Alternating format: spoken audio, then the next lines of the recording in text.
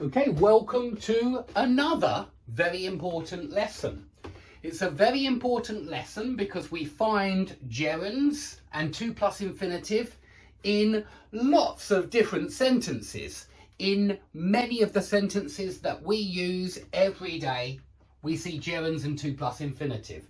They are as important as tenses because in every sentence you find a tense, right? You see future tense, will. You see past simple, bought, spent, went. Yeah, you see present perfect, have, always, been. Yeah, and so this is why we study tenses, because they are in every single sentence.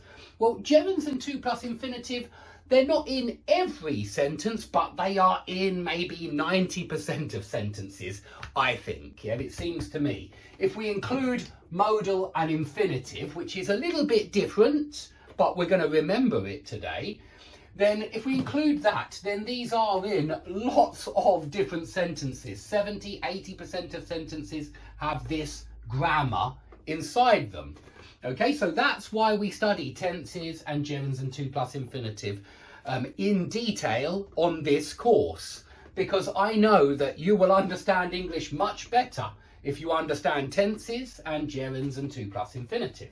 Okay, so what is a gerund? A gerund is a verb with ing on the end, yeah, with that ending, with an ing ending. Doing, playing, going, staying, running, swimming, drinking, eating, they're gerunds, okay?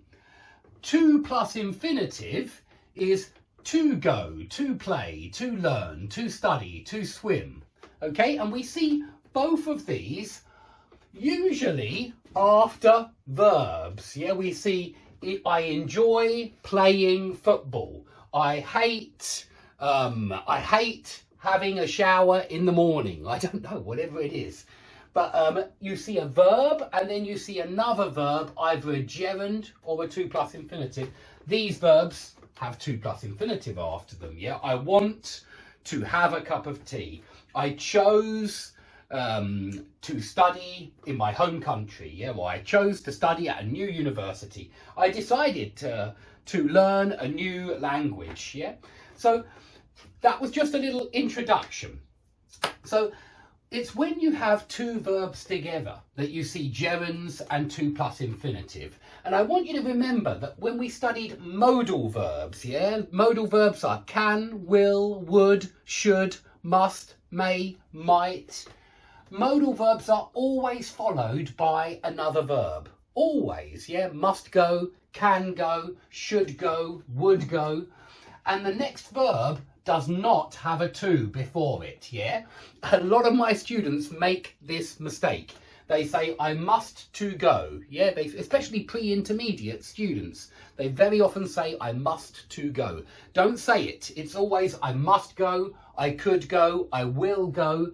Modal verb plus infinitive, no to, okay? That's very important. They are different from all of these verbs, which do have 2+ infinitive. Want to do, choose to do, decide to do, expect to do, agree to do. Okay, so modal verbs are different.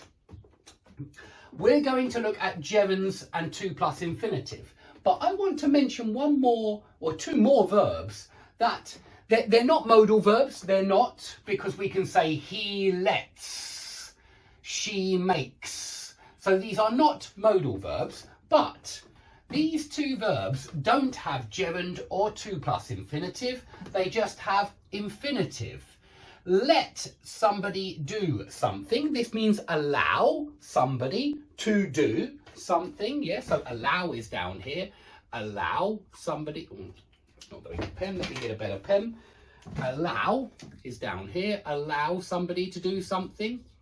Yeah, allow somebody to do something. Allow the children to sleep at their friend's house or something like that.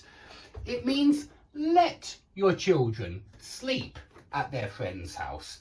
So I want you to remember these two verbs as exceptions because they don't follow the logic of gerunds and 2+ infinitive. They just have a bare infinitive, an infinitive without to, like modal verbs, even though they are not modal verbs.